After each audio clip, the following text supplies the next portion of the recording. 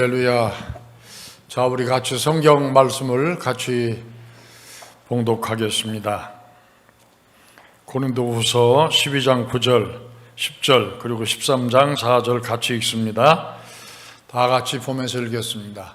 나에게 이르시기를 내 은혜가 내게 족하도다. 이는 내 능력이 약한 데서 온전하여짐이라 하신지라. 그러므로 도리어 크게 기뻐함으로 나의 여러 약한 것들에 대해 자랑하리니 이는 그리스도의 능력이 내게 머물게 하려 함이라. 그러므로 내가 그리스도를 위하여 약한 것들과 능력과 박해와 곤고를 기뻐하노니 이는 내가 약한 그때에 강함이라. 그리스도께서 약하심으로 십자가에 못 박히셨으나 하나님의 능력으로 살아계시니 우리도 그 안에서 약하나 너희에 대하여 하나님의 능력으로 그와 함께 살리라. 할렐루야. 오늘 말씀의 제목은 나는 약하나입니다. 벌써 7월 달도 마지막 주일입니다. 우리는 역사를 통해서 많은 걸 배웁니다. 성경도 역사입니다. 역사 가운데 주신 말씀이 우리에게 오늘 은혜가 되는 거예요. 또 이 세계 모든 역사도 마찬가지입니다. 미국 여성 최초로 노벨 문학상을 받은 펄벅 여사 알고 있죠? 그 사진, 저분입니다. 그 아버지는 압솔롬 시던 스트라이커라고 하는 분이 아버지인데 중국 선교사입니다. 어린 시절 중국에서 지냈습니다. 아버지가 선교하던 지역에 심각한 가뭄이 들은 적이 있었습니다. 마치 아버지는 중국 내륙 깊이 들어가셔서 집을 떠나고 없는 사이에 마을에 나쁜 소문이 돌았습니다. 평소에 중국 동네 아이들은 백인 선교사 자녀들을 양키채 하면서, 양키채라는 말은 서양 악마, 서양 귀신이란 뜻이에요. 이렇게 놀려댔습니다. 이 양키치 때문에 우리 동네의 신이, 우리 동네를 지키는 그 신이 노해가지고 가뭄을 줘서 우리 동네가 이렇게 다 피폐해서 죽게 됐다. 무지한 마을 사람들이 헛소문을 사실로 믿고 몽둥이, 곡괭이, 도끼 등을 들고서 펄벅 선교사님의 집으로 다 쫓아가가지고 선교사 가족들을 죽이기로 아주 다 집단적으로 쳐들어왔습니다. 선교사님 집에는 어린 이 펄벅과 엄마 캐리 여사만 있었는데 마을 사람들이 농기구를 들고 죽이러 몰려오고 있다는 소식을 들은 이 펄벅 엄마가 테이블 위에 손님 접대용 찻잔을 전부 다 내어놓고 케이크와 모든 과일을 준비해두고 대문을 활짝 열어놨어요. 어린 딸 펄벅에게는 장난감을 가지고 놀라고 하고 아무 일도 없었던 것처럼 평소와 같이 바느질을 하고 있었다고 그럽니다. 성난 마을 사람들은 선교사의 집에 도착해 보니 소문을 듣고 문이 굳게 잠겨 있을 거라고 생각했는데 문이 활짝 열려 있어서 어리둥절한 표정으로 들어왔습니다. 선교사 사모님이 놀라기는커녕 매우 반갑게 웃으면서 따뜻하게 차를 준비해서 접대를 합니다. 케이크를 대접하고 또 장난감을 가지고 평화롭게 놀고 있는 이 펄이 선교사님의 그 어린 딸 펄을 보고 이상하다. 아니 웬만하면 다 도망가든지 문을 걸어잠고 못 들어오게 하든지 해야 될 건데 대한문을 활짝 열어놓고 차도 대접하고 빵도 대접을 하고 아이는 편안하게 놀고 있고 깜짝 놀랐습니다. 이렇게 해서 대접을 받고 동네 사람들이 돌아갔습니다. 그들이 돌아간 그날 밤에 그렇게 애타게 기다리던 비가 내렸다는 거예요. 이미 한 차례 중국에 선교사로 가서 선교하던 중에 펄벅 위로 언니가 3명 있었고 오빠가 하나 있었는데 펄벅 위에 언니 셋이 토착병, 대개 한국에 와서 선교했던 선교사 자녀들이 어렸을 때 이질, 장티풀수, 뇌염 이런 것들로 죽었어요. 그 언니 3명이 풍토병으로 다 죽었습니다. 중국에 선교하던 그 아버지 가족이 이 미국 웨스트 버지니아로 돌아와서 아픈 상처를 달래고 있던 중에 딸을 펄복을 낳았어요. 근데 그때가 남북 미국 전쟁에 노예 문제로 심각하게 전쟁이 일어났던 그런 시대예요. 아버지 압살롬 시던 스트라이크 선교사는 여기 있어도 불안하고 중국 가서도 불안하고 에라 모르겠다. 그러고서 생후 3개월 된 펄을 데리고 다시 중국으로 선교를 떠나가지고 중국에서 20년 동안 내륙 선교를 했다고 알려져 있습니다. 펄복이 훗날 어른이 되었을 때 어머니 캐리가 딸에게 그날 밤에 있었던 일에 대해서 이렇게 말해줬어요. 만약에 그날 밤에 겁을 먹고 도망칠 곳이 있었다면 아마 나는 두려워서 도망갔을 것이다. 하지만 나는 도망갈 곳도 없었고 막다른 골목에 있었단다. 그래서 하나님만 전적으로 의지하고 죽으면 죽으리라 각오하고 그렇게 담대하게 행동할 수밖에 없었다고 말을 했습니다.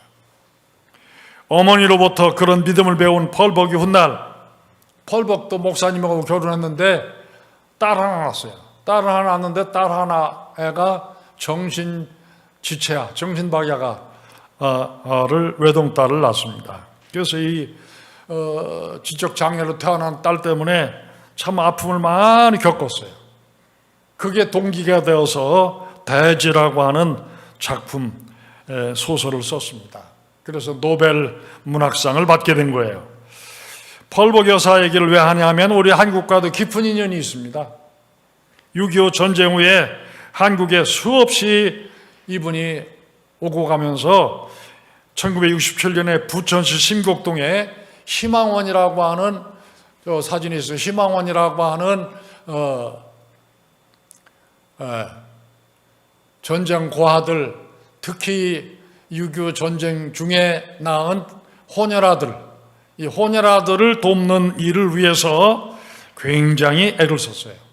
이 애들이 정상적으로 커서 사회에 그 당시에는 편견이 심했잖아요. 오늘날은 별로 편견이 없지만 그 당시에는 호녀라에 대해서 아주 편견이 심했어요. 그 펄복 여사는 자기 아픔을 가지고 있었던 아픔 때문에 더 관심을 가지고 집중적으로 지원을 했습니다. 지금도 부천시 심곡동 희망원 자리에 펄복 기념관이 있고 저 앞에 저 동상이 펄복 여사의 동상입니다. 세상을 살아가면서 겪는 고통과 두려움의 문제는 사실 아무도 피할 수가 없습니다. 하나님을 믿는 사람이나 믿지 않는 사람이나 모두 이 세상에 사는 삶 자체가 고통입니다. 그러나 믿음의 사람은 이 고난에 대하는 대하는 태도가 달라요. 이 고난을 어떻게 이겨내느냐, 안 믿는 사람하고 좀 다릅니다. 첫 번째로 약할 때 하나님을 전적으로 의지하는 것이 믿음의 사람의 대표적인 마음 자세입니다. 어린 펄복의 엄마는 자기 힘으로 아무것도 할 수 없는 죽음의 공포 앞에서 무조건 하나님만 의지했습니다. 선교사 사모라고 해서 다 그렇게 하는 건 아닙니다. 일본이 2012년인가요? 일본 지역에 지진이 났을 때 한국의 선교사들이 일본에 가서 많이 선교하고 있었어요. 근데 어느 동네를 제가 방문해서 가니까 한국 선교사가 우리 동네 와서 아주 일을 많이 했습니다. 근데 지진이 나자마자 선교사가 없어졌어요. 그 다음 주일날 신자들은 다 와 있는데 지금 이 지역은 정 엉망인데 교회에 많은 사람들이 모였어요. 갑자기 한국 선교사님이 없어진 겁니다. 너무 고통이 심하고 어려움을 당하니까 한국으로 훌쩍 간다 온다 말도 없이 가버렸대. 그래가지고 얼마나 미안한지, 무안한지요. 나중에 모든 수습이 다 되고 나서 다시 돌아왔는데 동네 사람들이 들고 일어나가지고 돌아가라고. 당신이 어려움 당하니까 이 어려움과 같이 우리하고 같이 있을 줄 알았더니 그 다음날 간다 온다 말도 없이 떠나지 않았냐. 그런 이야기를 제가 직접 가서 눈으로 목격했어요. 하나님만 바라보는 한 여인의 간절한 기도 때문에 마을 사람들이 죽이러 왔던 강팍한 그런 그 마음들을, 그 무기들을 다 내려놓고 그날 밤 돌아갔어요. 하나님께서 그날 메마른 땅에 단비를 내렸습니다. 벌벅은 그 어머니의 위급한 상황 속에서, 그 약함 속에서 하나님만 전적으로 의지하는 그 모습을 어려서부터 그 어머니의 신앙을 본 거예요. 우리 자녀들은 엄마가 하나님 앞에 어떻게 매달리는가, 아빠가 어떻게 하나님을 의지하는가, 이걸 보고 있습니다. 내가 내 힘으로 정말 아무것도 할 수 없다는 사실을 깨닫는 순간 당황하지 않고 아이들이 보는 앞에서 묵묵하게 믿음을 지키면서 하나님을 의지하는 꿋꿋한 그런 신앙적인 자세를 보여주시기 바랍니다. 이게 펄복 여사가, 그 어머니가 남겨준 귀한 유산입니다. 보통 사람들은 자기가 강하다고 하는 것을 자랑합니다. 그러나 바울 사도는 자기의 약한 것을 자랑했다 그랬어요. 자기가 약할 때 그리스도의 능력이 가장 강하게 역사하신다고 하는 것을 자기 스스로 체험했다고 그랬습니다. 저도 제 인생에서 가장 약한 부분인, 늘 얘기하지만 선천성 기형 심장으로 태어나서 고통받았을 때, 다른 어떤 몸에 어떤 문제가 생기면 시간이 걸리면 낫든지 어떻게 해결되지만 심장은 순간적으로 멈추면 끝나는 겁니다. 이김희 집사 남편 박기섭 성도님이 심장마비로 죽었어요. 심장마비는 어떻게 손 쓸 수가 없어요. 5분 이내에 병원으로 가지 아니하면 방법이 없어요.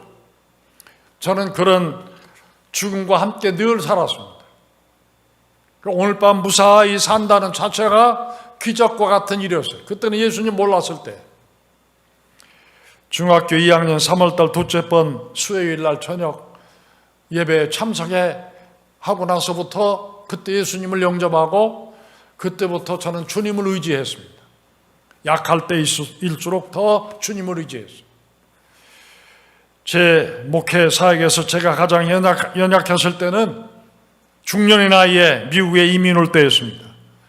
인천에서 교회를 개척해서 예배당을 건축해 놓고 IMF가 터져서 경제적인 어려움 때문에 20년 동안 교회를 개척해서 젊음을 다 바쳐서 목회를 했던 교회를 떠날 때 저는 실패감과 극심한 우울감으로 너무너무 힘든 시기를 보내왔던 것이 20년 전 일이었습니다.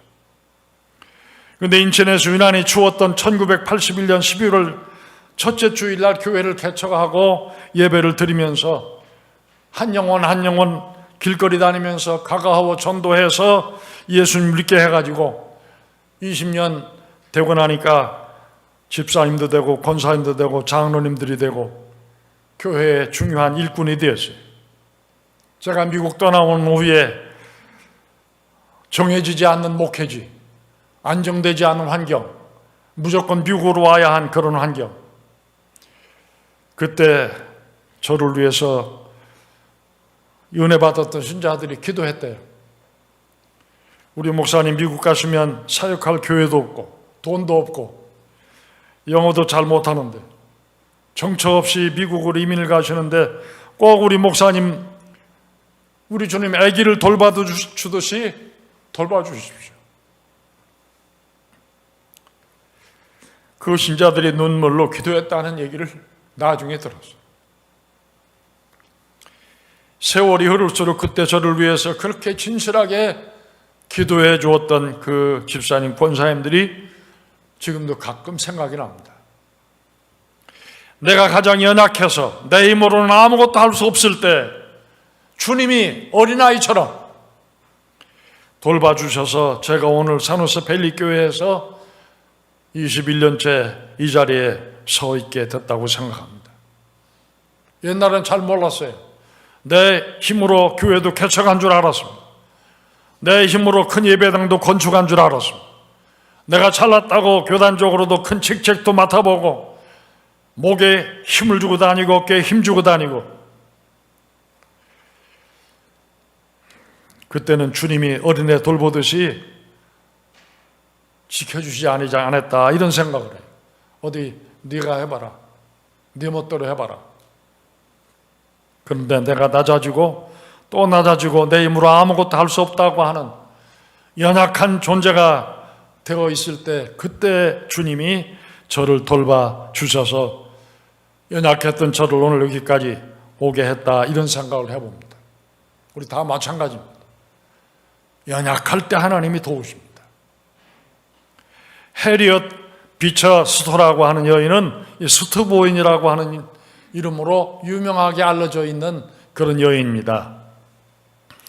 엉클 톰스 케빈이라고 하는 책 아시죠? 노예 제도에 대한 논쟁이 치열했던 1853년에 출판해가지고 첫 해에 30만 부 이상의 책이 팔렸습니다. 이 책이 영향력이 얼마나 강한지 남북전쟁이 불씨가 되고 미국 노예 해방 운동에 불쏘시개 역할을 해요. 자극제 역할을 했습니다. 이 책이. 스투보인이 41살에 쓴 엉클 톰스 케빈, 톰 아저씨의 오두막, 이 책의 영향력이 그렇게 컸어요. 훗날 에브라함 링컨이 대통령이 되자 첫 번째로 스토어 부인을 초청해가지고 대화를 합니다. 당신이 바로 이 큰 일을 이룬 작은 여인이군요. 실제로 링컨 대통령은 보통 사람의 키보다 훨씬 큰 사람이죠. 반대로 스토어 부인은 보통 사람보다 키가 아주 작은 사람이었어요. 링컨이 스토어 부인에게 이렇게 작은 귀여운 여인이 이런 대단한 책을 쓸 수 있는지에 대해서 칭찬을 아낌없이 했습니다.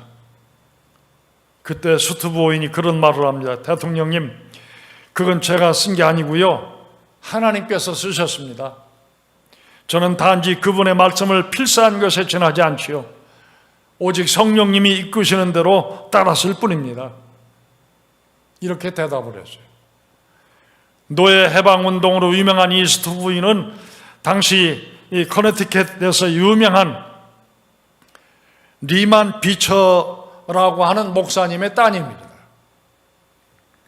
아버지 리만 비처 목사님은 아이러니컬하게도 극렬하게 노예 찬성론자입니다. 아버지지만 극렬한 노예 찬성론자인 리만 비처 목사는 노예 제도를 반대하는 목사들에게 우편으로 소총을 사가지고 보내면서 협박을 했어요. 당신 함부로 행동하다가는 이렇게 죽을 날이 온다. 이 정도로 협박을 했어요. 우리는 잘못된 사상이 종교적 신념과 결탁할 때 얼마나 위험한가 하는 것을 우리가 알 수 있어요. 당시 많은 백인 기독교인들이 자기네 백인들은 축복받은 후손이라고, 흑인은 저주받은 후손이라는 잘못된 신념을 가지고 있어요. 창세기에 홍수 후에 노아의 아들 셈은 황인종이고 함은 흑인종이고 야벳은 백인종 조상이다 그러잖아요. 아버지 노아가 포도주에 취해가지고 벌거벗고 누워 잠들자 이 셈과 야벳은 아버지 수치를 가려주지만 함은 떠벌리고 다니면서 조롱하잖아요. 흉을 본 노아의 둘째 아들 함은 저주를 받아서 그의 후손인 흑인 노예의 시작으로 논리를 전개합니다. 이 논리가 19세기까지 성경 해석을 그런 식으로 했어요. 많은 목사님들도 그런 식으로 해석을 했어요. 그 창대하라는 축복을 받은 야벳 후손인 백인들이 함의 후손들인 흑인들을 노예로 부리는 것이 하나님의 뜻이다. 하나님이 원래 그렇게 하신 것이다. 이렇게 당연히 종교적인 신념을 갖도록 성경 해석을 그런 식으로 했어요. 그 해석이 지금도 트럼프 지지 세력 가운데 극단적인 백인 우월주의 사상들이 지금도 가지고 있어요. 그러나 분명한 사실은 하나님은 인종차별주의자가 아니십니다. 하나님은 사람을 노예로 삼아서 부리는 것을 절대로 기뻐하지 않습니다. 그런데 흑인 노예를 극렬히 지지한 리만 비처 목사의 딸로 태어난 스토 여사는 5살 어린 나이에 사모님인 엄마가 돌아가셨어요. 그리고 5살 때부터 혼자 살아야 되니까 엄마 없이 엄마 사랑에 목말라 하면서 자랐어요. 그런데 자라면서 보니까 주변의 흑인 노예들이 부모와 자식들 간에 생이별을 합니다. 형제 간에 여기저기 팔려서 나누어집니다. 다 사람입니다. 얼마나 가슴 치면서 엄마 아빠를 부르면서 몸부림치면서 헤어지는 장면을 이 스토 여사가 어렸을 때부터 본 겁니다. 가슴이 찢어지는 고통을 봤어요. 스토는 당연히 노예 해방을 적극적으로 지지하는 목사인 다행히도 남편 목사를 만났어요.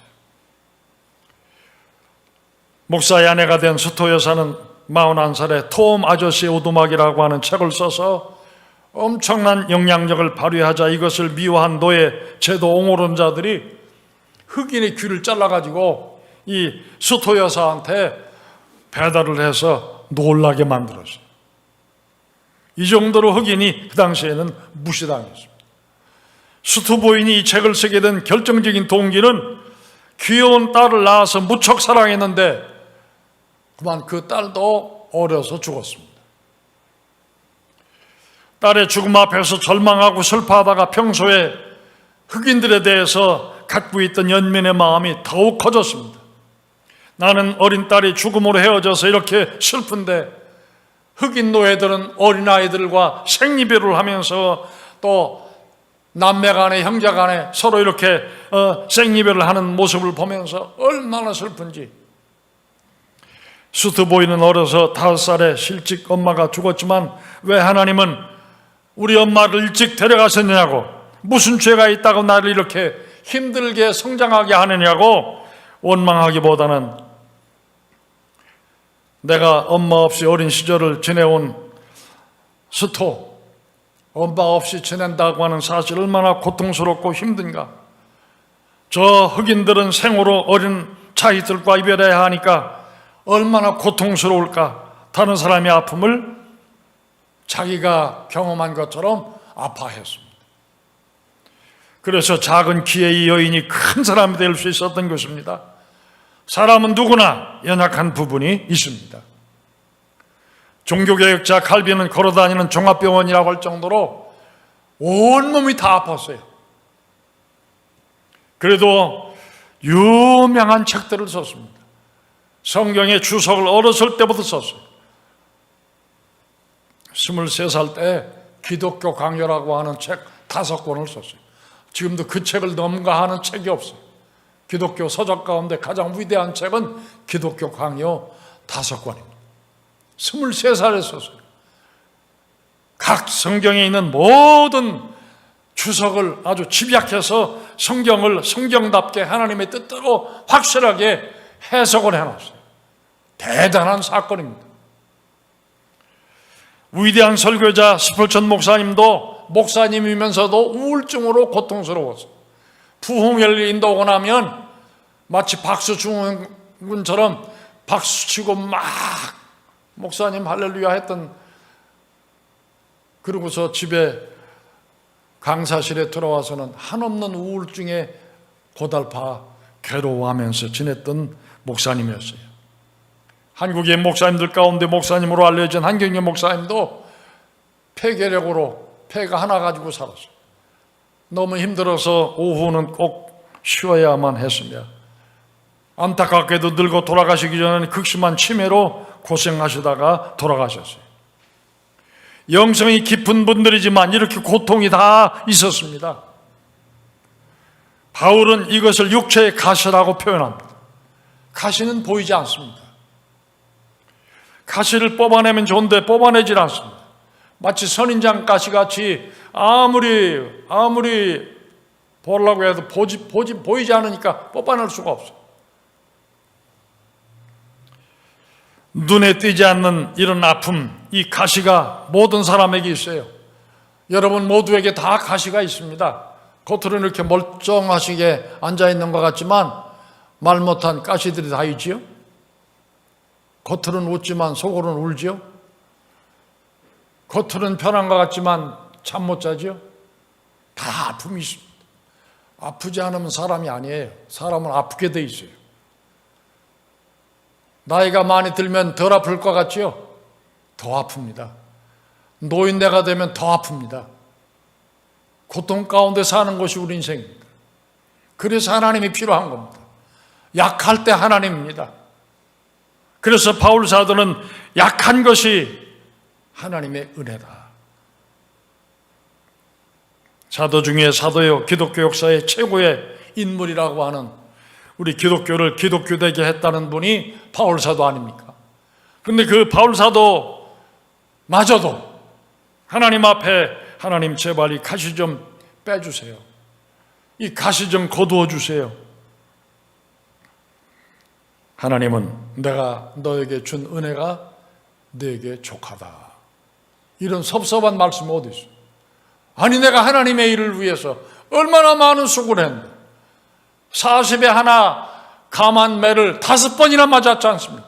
강도의 위험, 바다의 위험, 폐의 위험, 성대의 위험, 얼마나 많은 고통과 시련을 당했지 않습니까? 하나님 제발 이 정도 하나님 앞에 일한 것 참작하셔서 이 가시 좀 빼주세요. 하나님은 내가 너에게 준 은혜가 내게 족하다. 그러면서 믿는 자에게 가시는 사실은 하나님이 주신 은혜인 줄로 믿습니다. 여러분 가시가 있다는 사실이 원망스럽습니까? 아닙니다. 그것 때문에 하나님 앞에 나와 기도하는 거예요. 그것 때문에 하나님을 찾는 거예요. 그것 때문에 예수님을 부르는 거예요. 쇳덩이처럼 튼튼하면 하나님 안 찾습니다. 내 주먹을 믿어라. 바울은 자신의 연약함이 하나님이 주신 은혜인 것을 깨닫고는 오히려 자기 약함을 자랑했습니다. 내가 약할 그때 바로 하나님의 능력이 나에게 강하게 부어졌다. 내가 약해졌기 때문에 하나님의 능력이 나에게 필요했다. 내가 강했다고 하면 네가 해라. 네가 알아서 해라. 자신이 약하고 무능하고 보잘것없는 아주 존재인 것 같이 괴롭습니까? 성경은 하나님의 아들이신 예수님도 약하였다고 말씀합니다. 인간이기에 약해서 우리가 다 죽을 수밖에 없어요. 그래서 두 번째로 예수님도 가장 약한 자로 죽으셨고, 그래서 하나님의 능력으로 살아나신 분이 예수님입니다. 사람이 가장 슬프고 철저하게 자신이 무능함이 느껴질 때는 사랑하는 자식이 병들어 죽어가고 있는데 아무것도 해줄 수 없는 그런 상황이 될 때 가장 슬픕니다.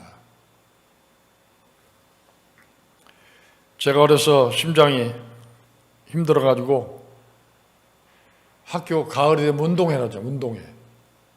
운동회 하는 날 제일 운동회에 꽂힌 마지막 릴레이 경주, 엄마를 업고 다니든지 엄마하고 아빠하고 다리 묶어서 같이 다니든지 이런 거 아닙니까? 상을 한번 타보는 게 원이에요. 상을. 그런데 그날따라 안 달리는 저와 같은 사람에게도 상을 주더라고. 그래서 그걸 가지고 집에 와서 나 상 받았다고. 그러니까 아이고 이게 다 무슨 필요가 있냐. 네가 건강해야지. 한국은 항상 시험을 보잖아요. 시험을 보면 월말고사 시험을 보면 항상 상장을 줍니다. 상장 다 오면 칭찬을 들어본 적이 없어요. 제가 어렸을 때부터 칭찬에 아주 목말라가지고 별짓을 다 했어요. 칭찬받아 보려고. 낚시도 해보고. 그래서 얘기한 것처럼 붕어를 낚시를 해야 되는데 이게 안 잡혀요. 그래 붕어를 손으로 잡아가지고 낚싯줄에 껴가지고 아버지한테 가져가서 내가 붕어 잡았다고. 그랬더니 우리 아버지가 아유 우리 아들 최고 잘했다. 네가 낚시까지 하냐? 이러면 얼마나 좋아요. 야 붕어가 눈이 멀었는가 보다. 난 그 붕어가 눈이 멀은 줄 몰랐어요. 붕어는 항상 눈 뜨고 있더라고. 겨울에 눈이 많이 쌓이면 올개미를 놔가지고 토끼를 잡습니다. 토끼가 어느 정도 점프해서 다니기 때문에 점프 높이만큼에다가 올개미를 만들어 놔야 돼요. 그 어쩌다가 토끼 한 마리 잡았어요. 토끼 한 마리 잡아다가 아버지 내가 토끼를 잡아왔다고 그랬더니까 아버지 너무너무 좋아서 아이고 우리 아들 최고 이럴 줄 알았더니 야 토끼가 눈이 까맣게 멀었는가 보다. 눈이 까맣게 멀었다는 거예요. 그 토끼 눈을 감으니까 토끼 눈은 빨갛더라고. 토끼 눈을 하면서 빨아요. 그 칭찬에 너무 인색이었어요. 오늘 여기 읽은 본문에 기가 막힌 말씀이 있습니다. 13장 4절 말씀에 그리스도께서 약하심으로 십자가에 못 박혔으나 하나님의 능력으로 살아계시니 우리도 그 안에서 약하나 너희에 대하여 하나님의 능력으로 그와 함께 살리라. 그리스도께서 약하심으로 십자가에 못 박히셨다 이렇게 나왔어요. 약하셔서 십자가에 죽으셨다는 말이 나는 이해가 안 됐어요. 예수님도 인간의 몸으로 오셨기 때문에 사악한 무리들이 그분을 십자가에 못 박아 죽이실 때 하나님도 외면할 수밖에 없었어요. 예수님도 우리처럼 연약한 인간이시기에 죽으셨습니다. 우리와 똑같이 죽으셨습니다. 극심한 고통을 받고 처참하게 죽으셨습니다. 예수님이 십자가에 달려 죽으시는 장면을 그 패션 오브 크라이스트라고 하는 영화를 통해서 여러분 자세히 봤잖아요. 뼈가 드러나도록 온 살깔이 다 찢어지고 이건 역사적인 사실입니다. 약하셨기 때문에 극심한 고통을 받으시고 처참하게 죽으셨습니다. 그분도 우리처럼 약한 인간이시기 때문에 고통을 당하셨어요. 그러나 약하여 죽으신 것이 끝이 아닙니다. 죽은 지 사흘 만에 하나님의 능력으로 부활하셨습니다. 우리도 언젠가는 죽습니다. 우리 모두는 연약한 인간이기 때문에 죽음의 문제 앞에서는 아무 힘이 없어요. 죽음의 문제 앞에서는 부모도 형제도 아무것도 해줄 수가 없습니다. 죽음을 여러분 많이 봐야 됩니다.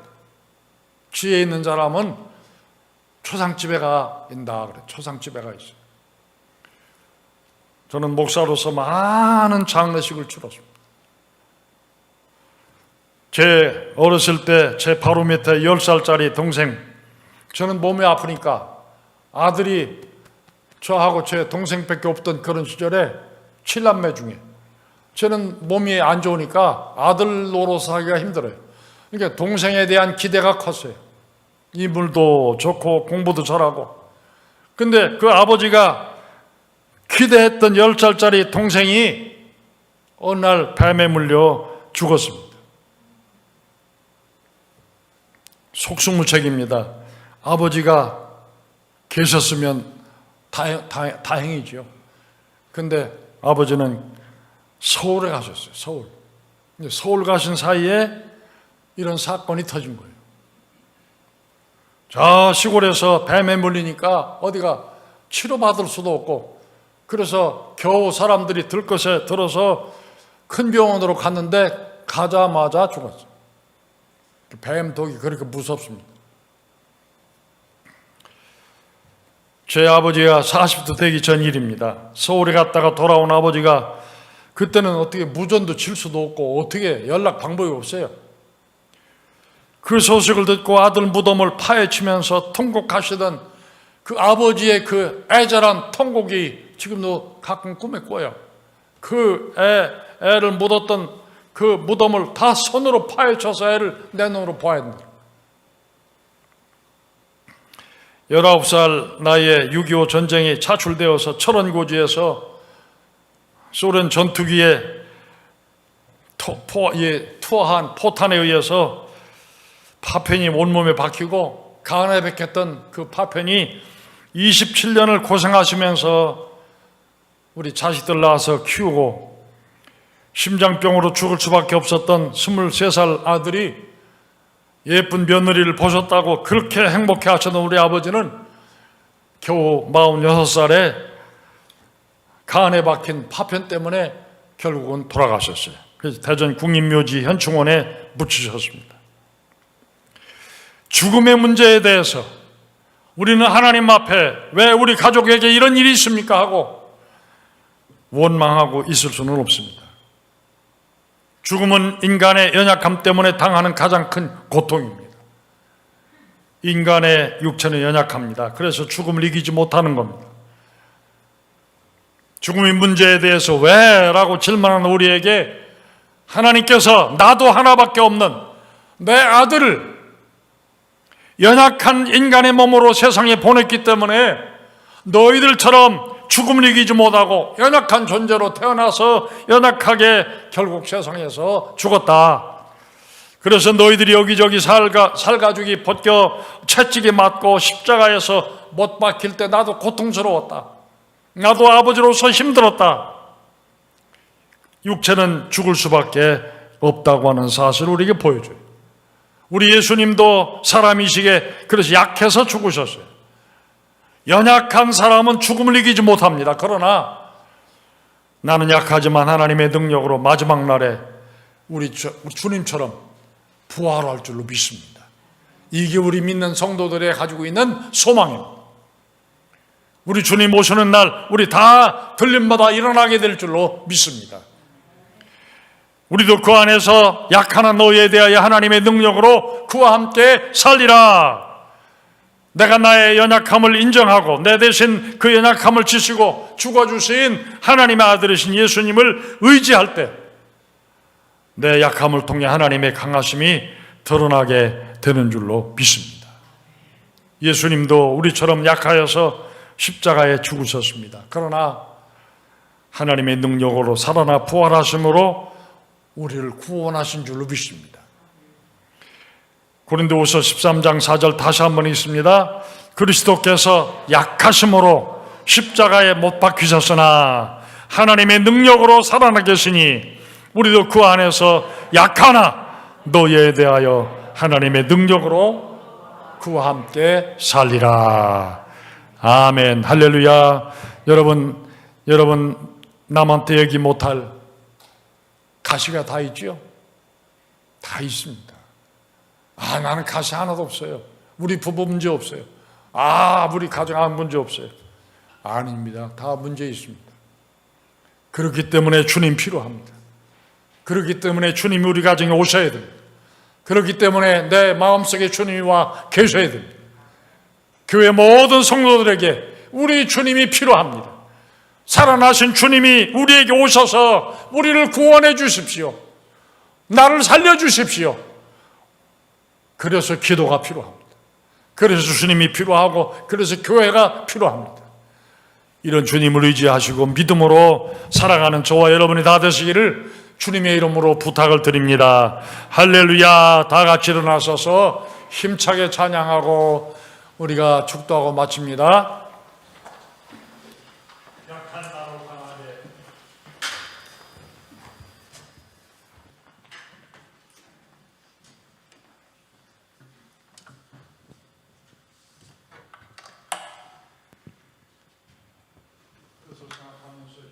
같이 부릅니다.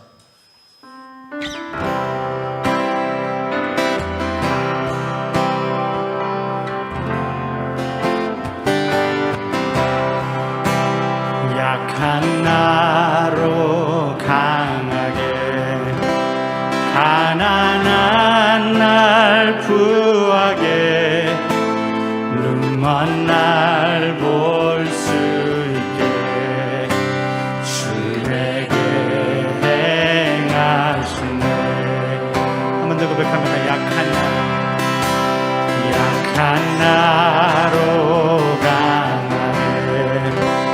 가난한 날 구하게 눈먼 날 볼 수 있게 주 내게 행하셨네.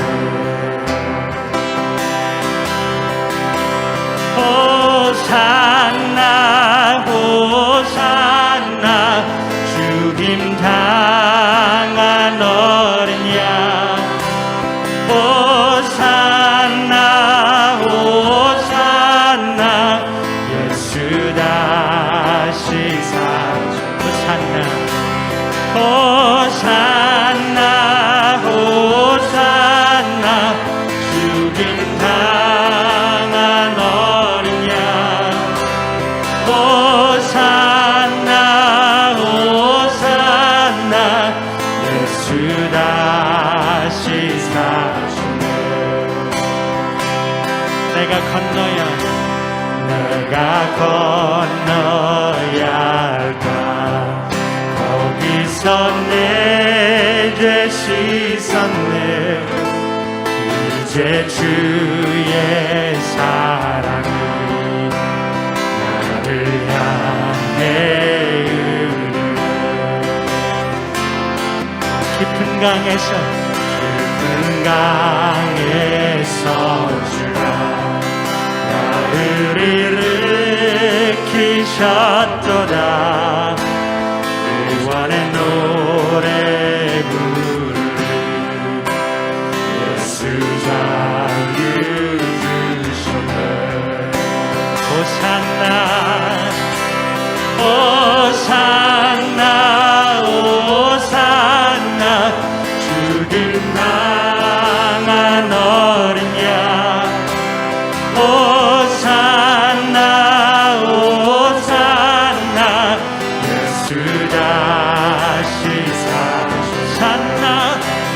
호산나 호산나 죽임 당한 어린 양 호산나 호산나 예수 다시 사셨 예수 다시 사셨 예수 다시 사셨네. 예수 다시 사셨네. 우리 다 같이 한번 기도하십시다. 여러분에게 가시가 어떤 가시입니까? 가정의 가시, 부부간의 가시, 각 개인의 가시가 다 있습니다. 이 가시를 하나님 없애달라고 하지 말고, 하나님이 내가 너에게 준 은혜가 네게 족하다 말씀하실 때 오히려 나 가시 있음을 감사하고 하나님의 능력이 내 가시 때문에 나에게 머물러 있다는 사실을 생각하며 가시를 주신 하나님 감사합니다. 가시를 이기면서 주님 의지하고 나가겠습니다. 다 같이 소리내서 기도하십시다. 아버지 하나님 감사합니다. 오늘 우리에게 말씀 가운데 바울 사도는 가시가 없어지기를 위해서 그것도 3번이나 부르짖어 강한 청했지만 하나님은 가시를 없애주지 아니하시고 내가 너에게 준 은혜가 네게 족하다고 말씀하시면서, 그래서 바울 사도는 내 약함을 감사하며 하나님 앞에 하나님의 능력이 나에게 머물러 있음에 대해서 감사 고백을 했습니다. 하나님, 우리 가정에 가시가 있음을 하나님 감사합니다. 가시 때문에 예수님 앞에 나왔습니다. 가시 때문에 우리 주님 의지하게 해주심을 감사합니다. 가시 때문에 예수 믿게 해주심을 감사합니다. 가시 때문에 교회에 나오게 한 것을 감사합니다. 가시 가운데 사랑하는 성도들이 하나님 은혜를 발견하게 하여 주시고 하나님 의지하게 해주시고 믿음으로 나아갈 수 있는 모든 성도들이 되게 하여 주시옵소서. 이제는 우리 구주 예수 그리스도의 은혜와 하나님께서 사랑하시되 그 아들 예수님을 우리를 위해서 아끼지 않고 보내주신 하나님의 사랑하심과 지금도 구원받은 성도들을 지키시고 보호하시는 성령님의 역사하심이 오늘 예배를 드리고 말씀을 듣고 돌아가는 모든 성도들을 위해 이제로부터 영원토록 함께 계시기를 축원하옵나이다. 아멘.